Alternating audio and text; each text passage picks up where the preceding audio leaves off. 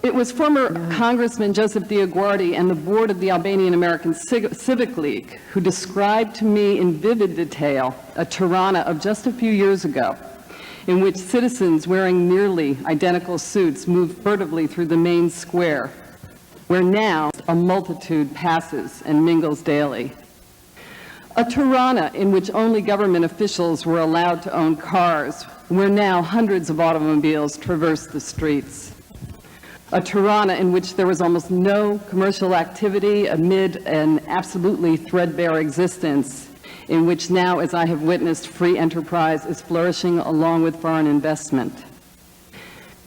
In addition to the fairly extensive academic research that I have conducted in relation to Albania since 1991, I have heard numerous personal accounts from Albanians, from Vlora to Durrës, from Shkodra to Tirana, and in the diaspora, from Titova to New York City, of the barbarous treatment that Albanians suffered for 50 years at the hands of communist dictator Enver Hoxha.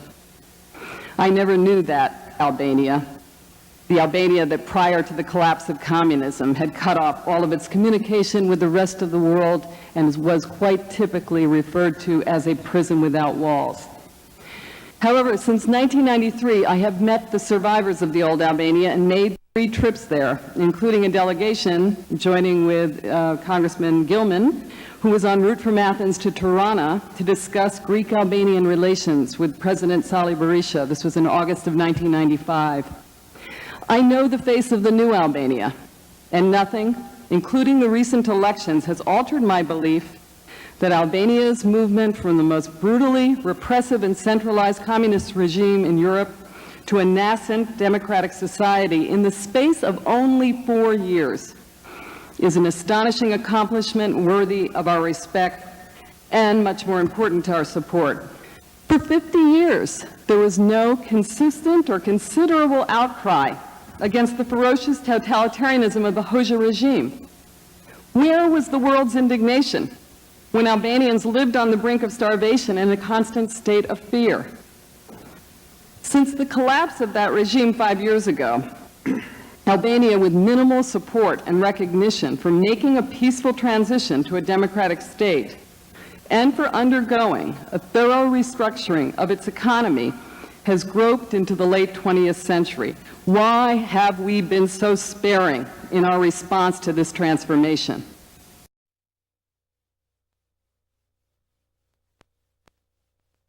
Ms. DioGuardi. I address this body today with the same convictions I had 10 years ago when I decided to devote myself to helping to resolve the Balkan conflict. And that is that the United States shares a moral imperative with the world after the Nazi Holocaust to prevent the resurgence of fascism and ultranationalism in the heart of Europe, and that it is in the vital interests of the United States to further peace and democracy in the context of a united Europe. My position and the position of the Albanian American Civic League is that there will be no lasting peace and stability in the Balkans until the Albanian dimension of the conflict is resolved, and that begins first and foremost with recognizing the independence of Kosovo. Until that happens, I believe that we're going to continue to recycle the failed foreign policy of the past, risking renewed conflict in the region at a time when we can least afford to face it, with a full-blown crisis in the Middle East, the turmoil in Iraq, Afghanistan, etc. My point of departure for evaluating U.S. foreign policy in the Balkans is its impact on the reality that Albanians have faced for 125 years. And that reality is arrest, torture, imprisonment, occupation, ethnic cleansing, forced expulsion, and genocide. This is the reality that's been repeatedly obscured and concealed, first when the great powers carved up Albanian lands after the Balkan Wars, then through 4 decades of communism, finally leading to the rise of Slobodan Milosevic, who we all know rose to power on the backs of Albanians and Bosnians through racism. When all is said and done, The United States and Europe stood and sat by and watched while Milosevic occupied Kosovo, waged 4 wars of aggression in the Balkans, and committed genocide, slaughtering more than 300,000 people, displacing 4 million.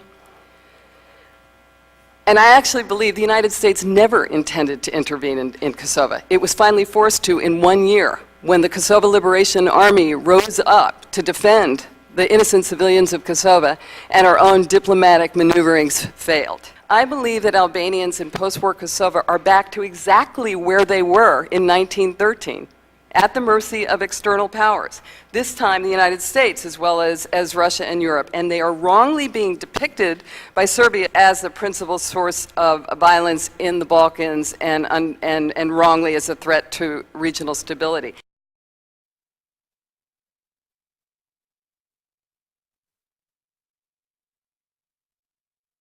Have with us Shirley DioGuardi. She is a Balkan Affairs Advisor to the Albanian American Civic League, a position she has held since 1995. Mr. Chairman, in my opinion, it cannot be more timely to have this particular hearing now in your subcommittee, raising questions about the resolution of the Balkan conflict just days after Catherine Ashton, the European Union's High Representative, has proclaimed a successful outcome to 10 rounds of talks between Belgrade and Pristina.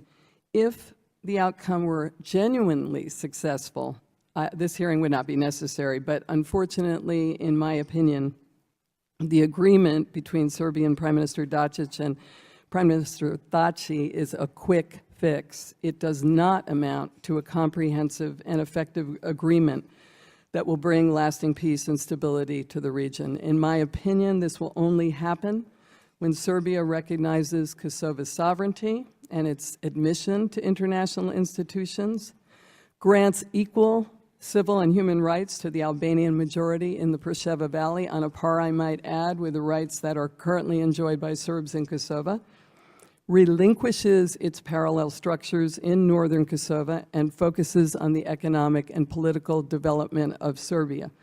Once that happens, Kosovo's government will need to focus on the establishment of a genuine democracy and rule of law, something that it has failed to do because of its lack of sovereignty and the corruption of many of its government officials. Belgrade's goal has always been to achieve its expansionist aims in Kosovo diplomatically by legalizing the partition of northern Kosovo, just as it achieved its expansionist aims in Bosnia by force, when at the end of the Bosnian War in 1995, it was awarded with the artificially created Republika Srpska.